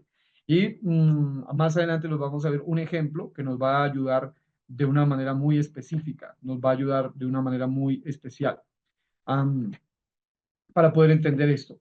Por ejemplo, aquí hay algo interesante. La Biblia dice, hubo un hombre enviado de Dios, el cual se llamaba Juan, Juan 1:6. Sin duda, esta es una verdad simple y literal.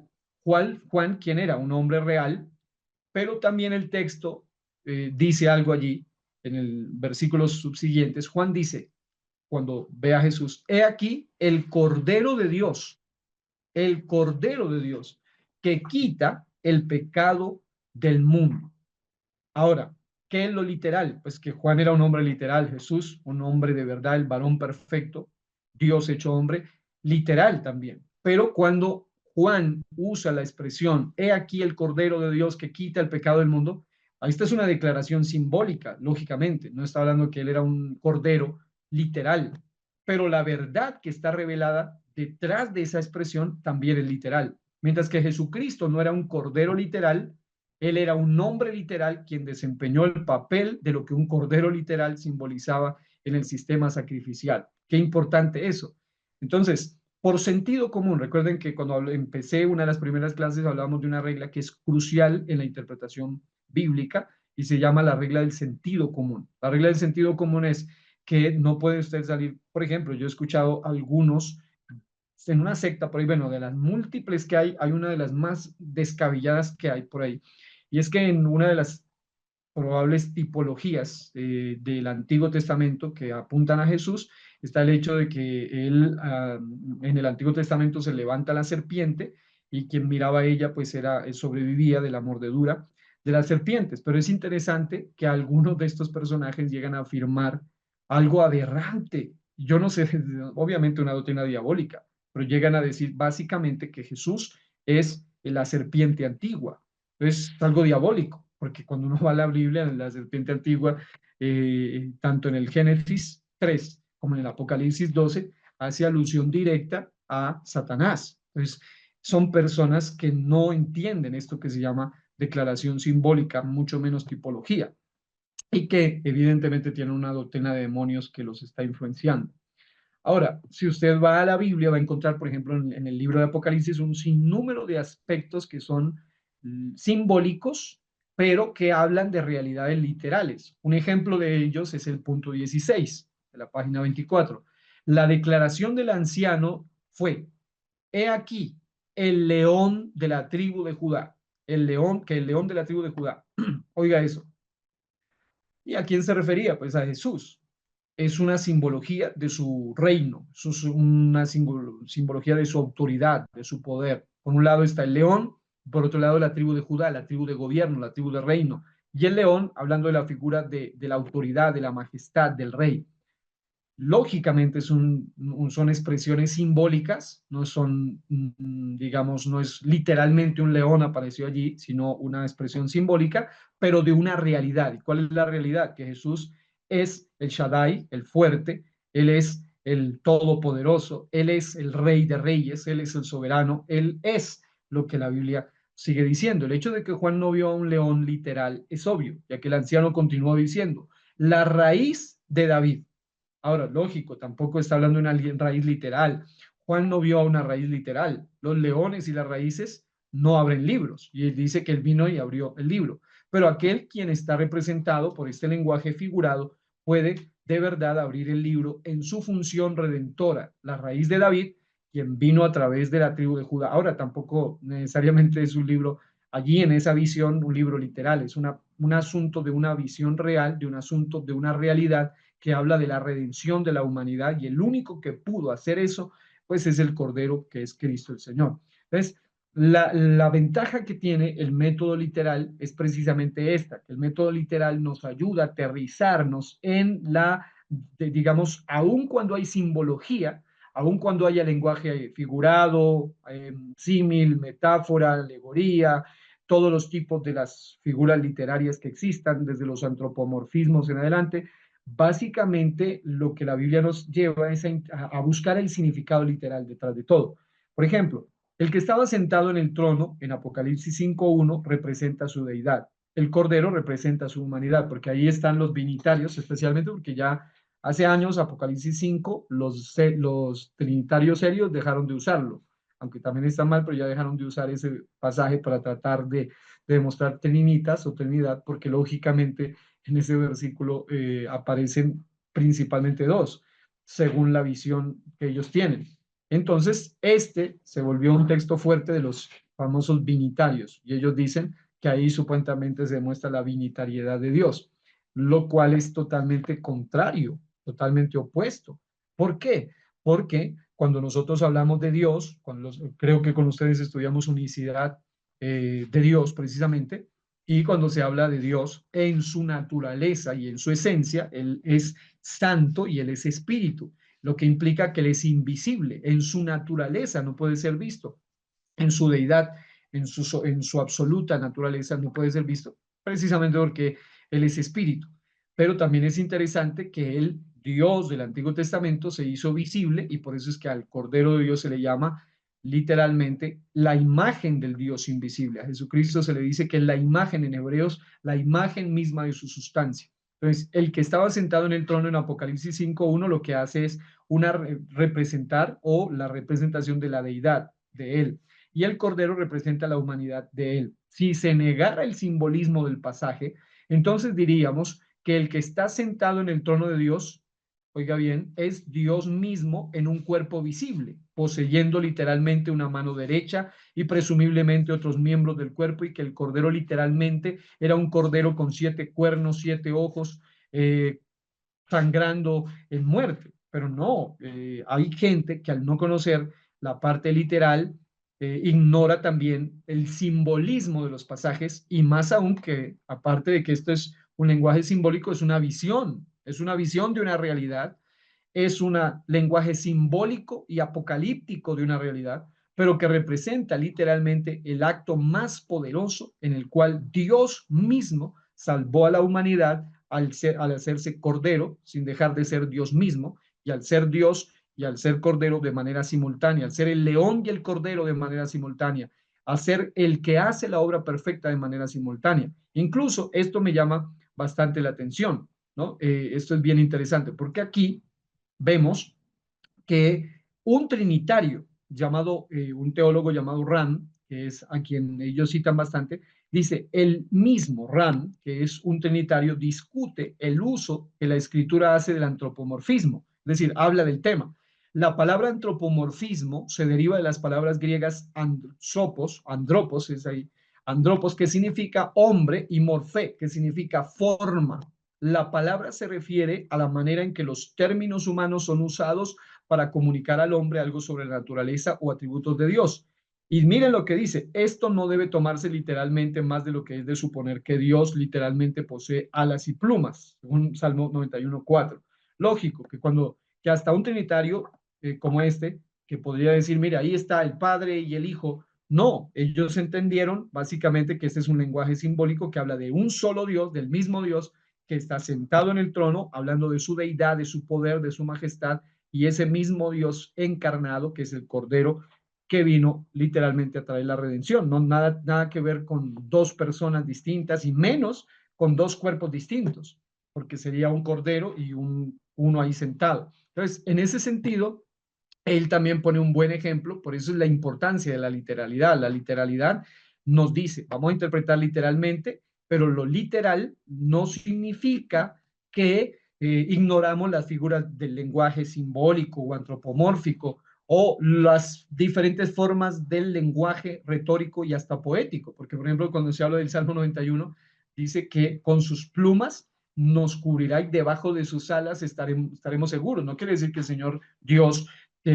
tenga plumas ni alas, sino que es una simbología profética, una simbología en ese caso poética del Antiguo Testamento, de la poesía hebrea, que hace alusión a la protección que tenemos en él. Entonces, definitivamente, la parte literal es crucial porque nos libra de llegar a conclusiones erróneas y de estar imaginando cosas que son erróneas, como por ejemplo lo que explicábamos en una clase anterior. El cordero, literalmente, se habla del cordero que es Cristo, pero en simbología se dice que tiene 7 cuernos, 7 ojos. No es un monstruo, sino que está hablando de su omnipotencia, está hablando de su omnisciencia, porque está reconociendo también su divinidad simultánea. Ese es el misterio de la piedad, el hecho de que él sigue siendo Dios sin dejar de ser hombre y es hombre sin dejar de ser Dios de manera simultánea, inseparable e indivisible. Entonces esto es bien importante. Ahora, miren esto. ¿Cuáles son los peligros de tomar literalmente los antropomorfismos? Como visiones donde se ven figuras de todo lo que tiene que ver con algunas representaciones. Bueno, más de una persona ignorante y sectaria han tomado literalmente los antropomorfismos de la Biblia y han pensado así, que Dios posee un cuerpo. Por ejemplo, dentro del trinitarismo existe el trinitarismo católico, con su forma triangular que representan las tres personas, el trinitarismo en general, pero también existe otro tipo de forma de trinitarismo que lo enseñan el mormonismo, donde ellos básicamente sí enseñan y creen que Dios tiene, según ellos, son tres cuerpos distintos, que el Padre tiene su cuerpo, el Hijo tiene su cuerpo, el Espíritu tiene su cuerpo, y es precisamente porque parten de una doctrina errada, errónea, contraria, pero que al mismo tiempo no tienen una interpretación correcta de pasajes bíblicos ni de una doctrina como tal. Entonces, en ese caso, ellos creen así. Eh, el método literal de interpretar la escritura no niega los símbolos, figuras del lenguaje, o tampoco no niega la verdad espiritual de los versículos. Este simplemente insiste que toda interpretación debe ser hecha en la base del significado literal de la Biblia. Eso es importante. Si el pasaje no es claramente simbólico, los símbolos deben ser interpretados literalmente y debe descubrirse su significado literal concreto. Básicamente es digamos, las explicaciones que nos van a dar acá nos llevan a entender mejor esto. Número uno, ninguna escritura es de interpretación privada, según el apóstol Pedro fue inspirado para escribirlo. Eso significa que ninguna escritura puede ser alguien. Yo bueno, hace unos meses fui comisionado también con el pastor Alexander, con el pastor Luis Polo, con el pastor Enob Hernández, por parte de nuestro presidente, para entrevistar a cierta persona de manera virtual que, que abusa de lo que es la interpretación privada, ¿no? Y él le exponía una cantidad de cosas sobre un versículo, que el versículo no lo dice, pero por ningún lado, y él saca unas tesis, o sea, obviamente es alguien que es muy pensante, muy inteligente, pero que no tiene una noción clara de estas normas, y él terminó creando una doctrina rarísima. Pero entonces cuando me correspondió preguntarle, yo le hice una de estas preguntas. La pregunta sencilla fue esta. Le dije, ¿ha leído usted alguna vez algún autor en la historia? Porque sé que es una persona muy leída, o sea, es un letrado, pero pues en esos temas está muy errado. Le dije, ¿ha leído usted en lo que sabe de historia, de filosofía, digamos, de una visión bíblica, de la historia bíblica? ¿Ha leído algo siquiera parecido a lo que usted está interpretando? Y me dijo, no, solo yo soy el que entiende eso así. Entonces le dije, está diciendo que ni siquiera porque él, según él, estaba demostrando una gran doctrina.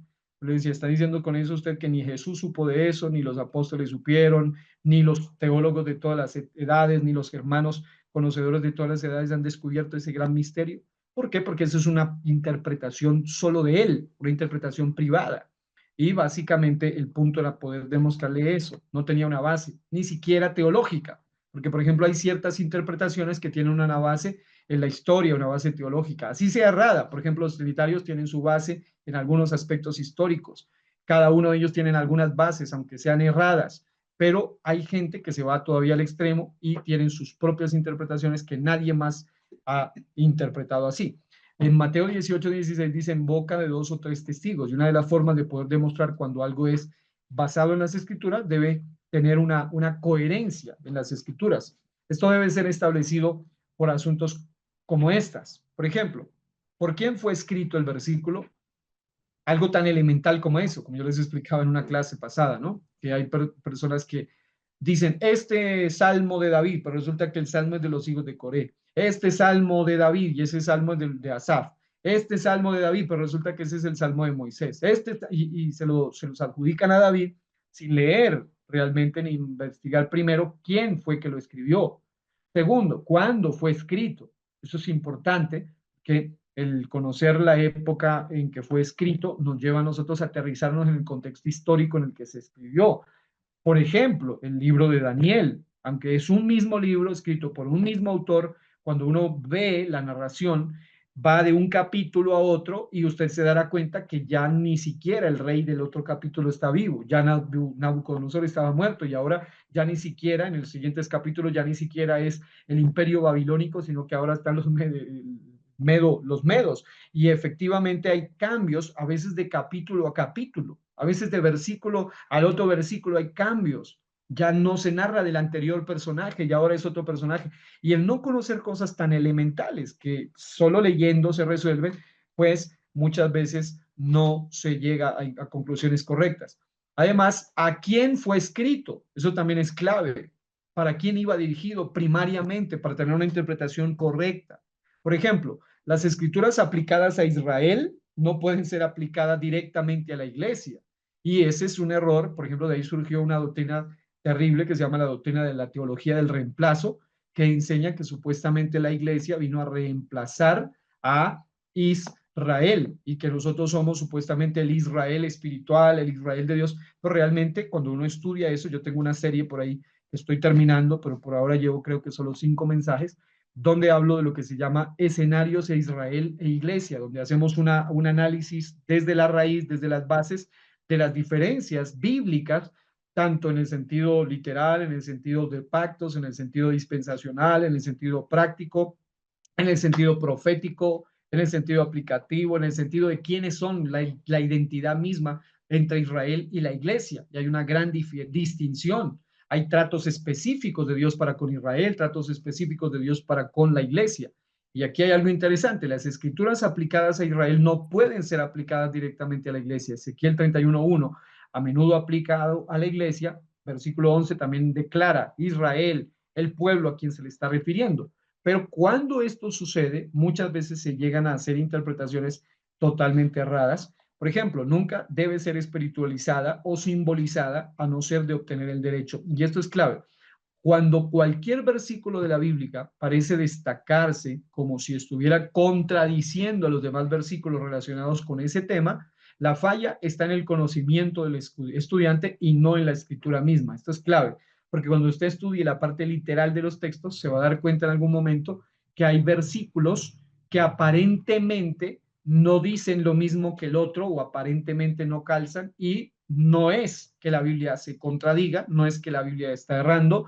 Ahí está la ciencia de la inerrancia bíblica, de la infalibilidad de las escrituras, de la confiabilidad misma de la Biblia, sino que también el problema básicamente o radica en el hecho de que el estudiante no tiene un conocimiento amplio sobre el tema, y lo cual lo lleva muchas veces digamos, a divagar o a confundirse en cosas que con un poco más de estudio se podrán entender mejor o más claramente.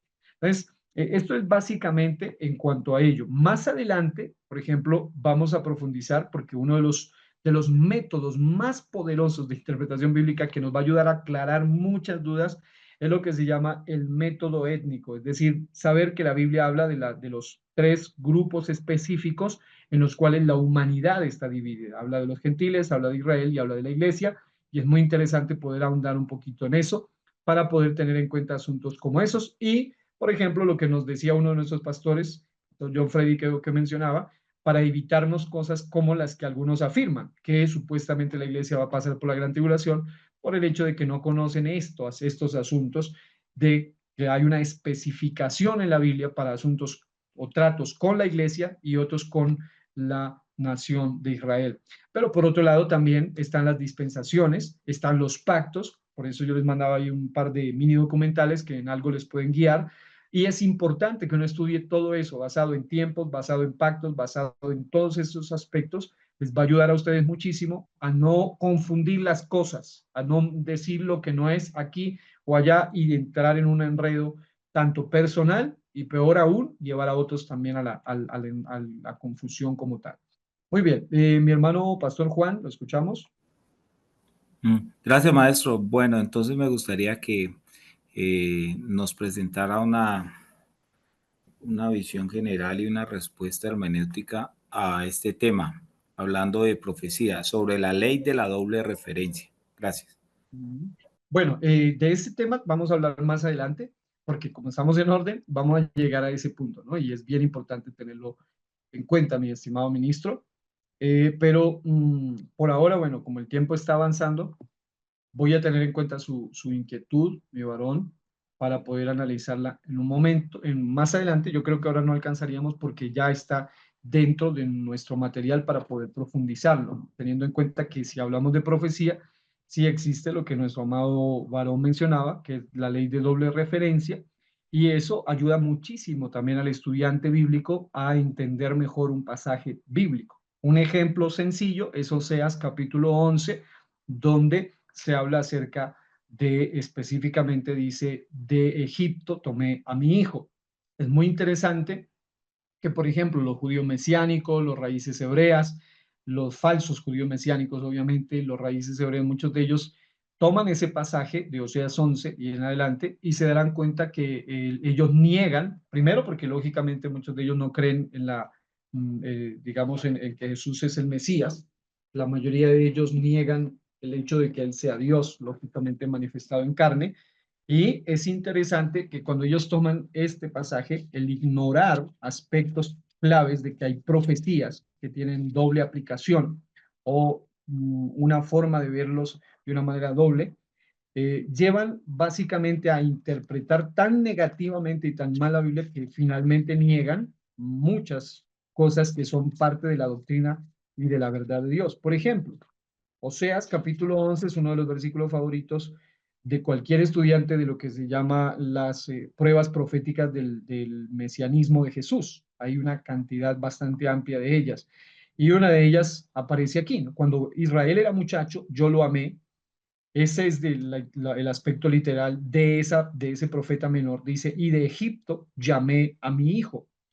Y en ese sentido, digamos, lógicamente se estaría refiriendo a Israel, estaría refiriéndose a la nación como tal, pero en lo que se llama la ley de doble referencia, esa expresión de Egipto, llamé a mi hijo, es que muchos teólogos han entendido algo que lógicamente yo he escuchado horas, digamos, de debates para tratar de contrarrestar esto, y es entender que se apuntaba de una manera profética en unas palabras tan cortas, tan específicas, aquel que vendría del linaje de Israel, que vendría del linaje de Judá, que vendría del linaje de David, que sería el Mesías y que literalmente nacería, que literalmente estaría siendo perseguido, sabemos lo que pasó en la época del nacimiento de Jesús, y fue llevado a Egipto, y que literalmente se le llamaría el Hijo de Dios. Entonces, solo este es, por ejemplo, uno de los muchos ejemplos que pueden ayudar a entender que en la profecía o en las profecías, sobre todo en los contextos proféticos, hay versículos que cuando usted los lee en el sentido primario, en el sentido literal, podría simplemente quedarse diciendo algo que es verdad, y es que Israel fue liberada de Egipto, que Israel fue sacada de Egipto. Pero note esto, hay una aplicación más profunda aquí, y es que se refiere a él con un término específico y con un lugar específico y literal, llamado Egipto, y un término específico llamado hijo.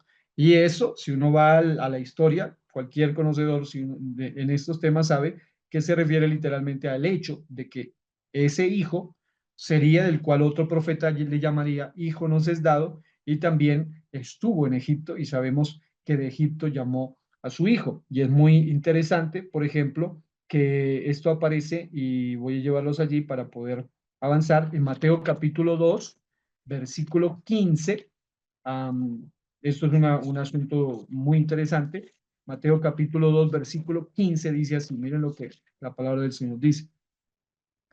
Dice, y estuvo allá hasta la muerte de Herodes, esto es Jesús, cuando un bebito, y con María y José, dice, estuvo allá hasta la muerte de Herodes para que se cumpliese lo que dijo el Señor por medio, oiga esto, del profeta, cuando dijo, de Egipto llamé a mi hijo. Y aquí, evidentemente, está hablando del profeta Oseas, y en su versículo 1 del capítulo 11. ¿Ves?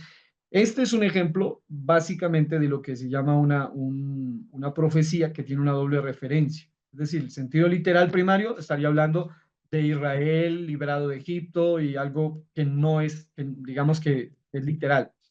Y el contexto, pues si usted lee todo el libro del profeta Oseas, sabe que es un mensaje muy poderoso, muy vívido del amor de Dios para con Israel, demostrado a través de el amor de Oseas para con su esposa y todo el asunto que pasó con Oseas y Gomer, su mujer. Pero el capítulo 11 comienza con una afirmación muy poderosa. Y cuando una persona estudia la palabra del Señor así, con un conocimiento pues por supuesto, de estos sabe, número uno, Oseas, hace parte de lo que en la Biblia hebrea y Tanakh se le llama el libro del Mejilot o los rollos, ¿no? Que son básicamente los 12. Recuerden que, por ejemplo, en nuestras Biblias aparece como libros profetas menores y están todos separados, ¿no? Todos, cada uno, un libro específicamente separado. En la Biblia originalmente, hablando en el hebreo, estaban unificados en un solo libro. Por ejemplo, en nuestras Biblias aparece Esdras y Nehemías. En la Biblia, Antiguo Testamento era el libro de Esdras, Nehemías. Acá aparece Primera y Segunda de Reyes, así, allá era el libro de los Reyes. Así mismo pasaba con ellos. Aparece los libros de Oseas, Joel, Amós, Abdías, Jonás, Miqueas, Nahum, Abacús, Sofonías, Ageo, Zacarías y Malaquías, 12. Pero allá se llamaba el libro de los 12, un solo libro. Dentro del libro de los 12, que eran libros proféticos, está el libro de Oseas, capítulo 11, versículo 1 específicamente, donde podemos encontrar un ejemplo de lo que sería una profecía con doble aplicación. Y creo que más adelante aquí en el estudio ya podremos ver otros aspectos relacionados a ello y poder entender un poquito más en cuanto a ello. Bueno, son las 10:26, se nos está yendo un poquito el tiempo, pero solo les hago este repaso. Recuerden que el capítulo 7 habla sobre el principio dispensacional. Allí también se habla de asuntos específicos como lo que tiene que ver con el trato que Dios tiene con la nación de Israel, la nación de gentiles y la iglesia. Ya en la primera clase se les explicaba que este es digamos, un asunto de lectura para profundización y acompañado con la visualización de los videos van a poder profundizar. Si surge una pregunta, pueden hacerla o escribírmela. Yo estaré allí con la ayuda de Dios en la medida de lo posible poder responder. Esto en el capítulo número 7. Todo esto está hablando sobre las diferentes dispensaciones y hay una clase muy interesante en estos últimos que habla sobre el día de reposo, muy interesante. Luego está en el siguiente, el capítulo 8, que es el principio del pacto, que también en la primera ocasión les hablamos cuando presentamos el eje programático, que este es para lectura, para enriquecimiento y va acompañado con un video. Y en este caso se habla de los diferentes pactos y también al estudiar los pactos de una manera específica podemos ver qué asunto está aplicado a qué grupo específico, ya sea a la humanidad, ya sea a Israel, ya sea a la iglesia, ya sea a los gentiles, a la iglesia o Israel. Y eso es bien interesante poderlo ver, poderlo estudiar enumerados cada uno de ellos. Y finalmente, lo que vamos a estudiar en la próxima sesión, que es el capítulo 9, que se llama El principio de la división étnica. Este también es muy clave, es una clave de interpretación que está todo, como lo dirían los autores, ligado primordialmente al método de interpretación literal, todo, desde lo dispensacional, los pactos, el principio de la división étnica, todo tiene que ver con el método literal inicialmente para poder tener una base sólida a la hora de interpretar la Biblia. Aquí ya eso es lo que veremos, Dios mediante, estaremos estudiando un poco más sobre eso y como es normal, pues destacando los aspectos más relevantes o los aspectos más primordiales. Estaremos estudiando eso. La meta es poder llegar, debido a que digamos, por el tema de la asamblea, no pudimos tener una sesión completa y allí nos atrasamos un poquito con una sesión, pero con la ayuda del Señor pues vamos avanzando en la medida de lo posible porque creo que vamos en la sexta, séptima, octava, creo que nos faltan solo dos y ahí estaremos terminando. Así que vamos a terminar, voy a darle la palabra a nuestro pastor Juan y luego oramos para terminar. Gracias, maestro. En hermenéutica, ¿cómo podemos interpretar las palabras del apóstol Pablo? Conforme a la gracia de Dios que me ha sido dada, yo como perito arquitecto puse el fundamento y otro edifica encima, pero cada uno mire cómo sobreedifica. Gracias. Bueno, básicamente, pues en cuanto a ese pasaje que usted menciona, estimado ministro, quiero que podamos ver varias cosas, ¿no? Una de ellas es que él es considerado uno de los personajes que usó la frase columna y baluarte de la verdad, porque el hecho de que él fue una columna en ese sentido. También en el sentido de que por su ministerio apostólico, él fue llamado a traer digamos, a construir, y fue uno de los hombres que Dios usó para iniciar la iglesia, fue uno de los primeros, por supuesto, de los hombres que estuvieron por lo menos en el primer siglo, y por eso hace parte también de los fundadores. Y él era un perito en ese sentido, un hombre muy conocedor, un hombre entendido. en el conocimiento pleno de las Escrituras, en el conocimiento pleno de la palabra del Señor. Pero también hace alusión a la arquitectura, en el sentido de que estaba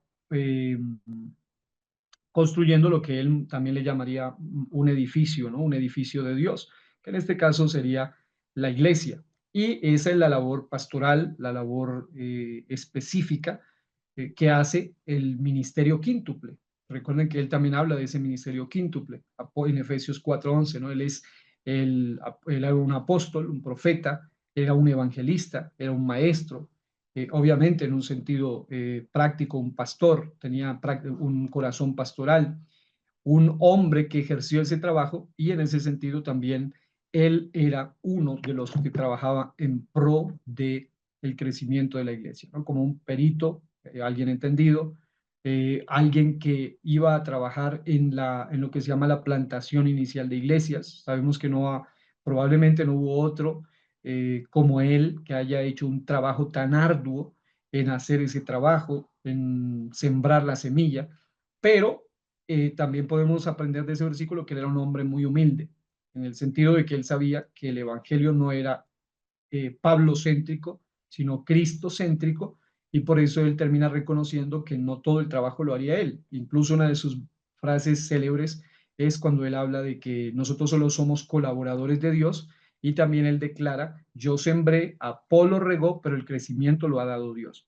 En ese sentido, él hace una parte, muchas veces lo relacionan en términos arquitectónicos, a veces en términos de agricultura, pero está hablando del avance de la iglesia, de la formación del cuerpo, del crecimiento, de la semilla, de la formación del edificio, del desarrollo de la iglesia, y es bien interesante cómo él siempre hace alusión en ese versículo, por ejemplo, a otros que hacen el trabajo de Efesios 2:20, que es uno de los versículos claves que el mismo apóstol Pablo fue inspirado a dar, que dice, edificados sobre el fundamento de apóstoles, que en este caso él era uno de ellos, y profetas, teniendo en cuenta que él no trabajaba solo, había digamos, para que haya coherencia en lo doctrinal, se requiere demostrar que un profeta también lo haya enseñado, lo haya dicho, y declara, por supuesto, siendo la principal piedra del ángulo Jesucristo mismo.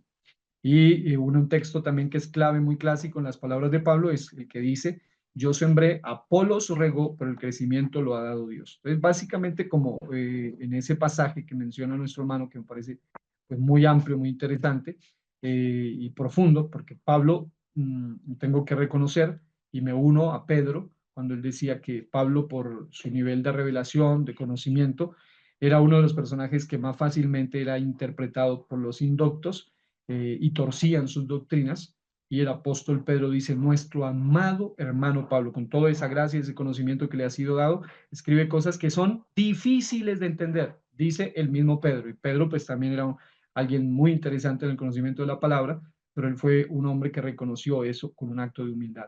Y una prueba de ello, lo que acaba de mencionar nuestro amado hermano pastor, con un versículo como ese, ¿no? Donde en tan pocas palabras, dice tanto, en 1 Corintios 3:10, ¿no? Y me gustaría terminar leyéndolo porque el tema pues se nos ha ido en una versión que me gusta mucho para tener una noción de ese versículo